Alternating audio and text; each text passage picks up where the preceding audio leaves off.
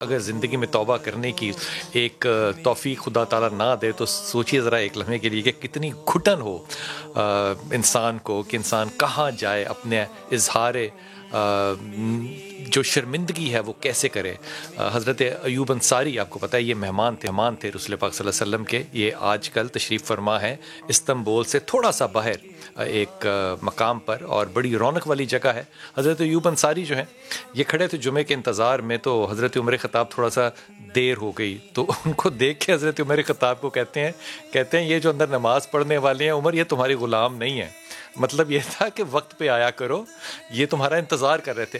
عمر حاکم ہے، امیر المومنین ہے، اور کہنے والے ایوب انصاری ہے۔ اس بات پہ ایک دو رد عمل جو ہے نا وہ بڑے مجھے اس واقعے میں بڑے واضح نظر آتے ہیں۔ ایک تو یہ کہ انہوں نے سب سے معذرت کی، اللہ سے توبہ کی، جو کرنا چاہیے تھا ایک امیر کو انہوں نے کیا۔ لیکن دوسری بات، حضرت ایوب انصاری کے ہاتھ میں انہوں نے اپنا کرتا جو ہے وہ پکڑا دیا، کہا عبداللہ کی ماں نے اس کو دھو کر ڈالا تھا، وہ ابھی بھی گیلا ہے، میں گیلا ہی پہن کے آ گیا ہوں، دوسرا کرتا تھا نہیں میرے پاس۔ یہ جو ایکسپلینیشن ہے ایک امیر جو ہے وہ ایک صحابی کو دے رہا ہے، یہ جو مزاج ہے اس پہ آج خاص طور پہ توجہ رکھنی ہے کہ توبہ کرنے کا انداز کیسا ہونا چاہیے، توبہ ہے کیا، لیکن اس سے پہلے یہ بھی سمجھنے کی کوشش کریں گے کہ توبہ کیوں کی جاتی ہے، کیا عمل ہوتا ہے جس کی وجہ سے توبہ جو ہے وہ آپ کو کرنی چاہیے، کن چیزوں پہ۔ ہمارے مہمان ہیں جناب انتہائی محترم ڈاکٹر محب النبی طاہر بھائی، السلام علیکم سر، خیریت سے ہیں آپ کو اپنا دارہ بنانے کی بہت مبارک ہو۔ بہت شکریہ آپ تشریف لائے۔ علامہ عمران مظاہری صاحب، السلام علیکم سر، خیریت سے ہیں؟ اور ہمارے ساتھ شیریہ داؤد بھائی کراچی سے ہوں گے، اور مفتی زبیر بھائی ہوں گے ہمارے ساتھ۔ مفتی زبیر بھائی ہیں ہمارے ساتھ اس وقت؟ اوکے، شیریہ داؤد بھائی آپ سے شروع کرتا ہوں، یہ فرمائیے کہ توبہ کرنا کب شروع ہے، کب کرنی چاہیے توبہ، کن چیزوں کے اوپر؟ بسم اللہ الرحمن الرحیم، اللہم صلی وسلم وبارک علی سیدنا مولانا محمد وعلی آلہ وصحبہ وبارک وسلم۔ آپ کا بہت شکر گزار کہ آپ نے ایک اہم ٹاپک کو منتخب کیا آج کے لیے، اور جبکہ ہمیں توبہ کی بہت سخت ضرورت بھی ہے۔ آپ نے کہا کہ کب شروع ہوتی ہے توبہ، تو توبہ تب شروع ہوتی ہے کہ جب ندامت ہوتی ہے، لیکن مسئلہ یہ ہے کہ جی ندامت ہو تو توبہ کرے نا۔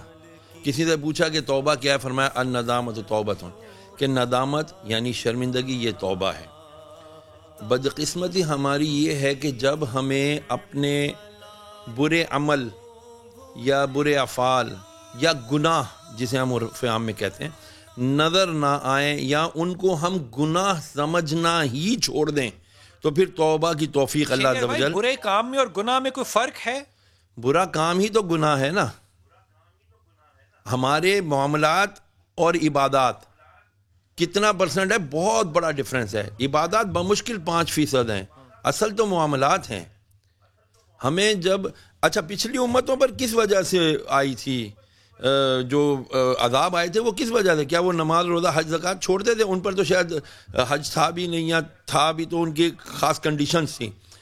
عبادات کی کمی کی وجہ سے تو ان پر عذابات نہیں آئے تھے، عذابات تو معاملات حقوق العباد کو تلف کرنے سے آئے تھے۔ اگر ہم یہ بات سمجھ جائیں کہ گناہ اور برے عمل اصل میں دو چیزیں نہیں ہیں، ایک ہی چیز ہے، اس کو ہم عربی اصطلاح میں ہم گناہ کہہ دیں یا اردو اصطلاح میں ہم اس کو گناہ کہہ دیں، وہ ناپسندیدہ عمل جس کی کہ ممانعت کی گئی ہو، بتائی گئی ہو کہ یہ نہیں کرنا، پھر بھی بندہ کرے اپنے۔ تو اس میں دو باتیں بڑی واضح ہوگی نا شریعت طور پہ، وہ بات جو بتا دی گئی ہو، یا وہ حدیث ہوگی یا وہ قرآن حکیم ہوگا، یہی بات ہوئی نا جی۔ پھر ہی وہ بری بات ہوگی نا۔ اگر اس میں نہیں بتائی گئی تو پھر کیا، پھر بھی وہ بری بات ہوگی؟ بالکل، پھر ڈبل بری بات ہوگی۔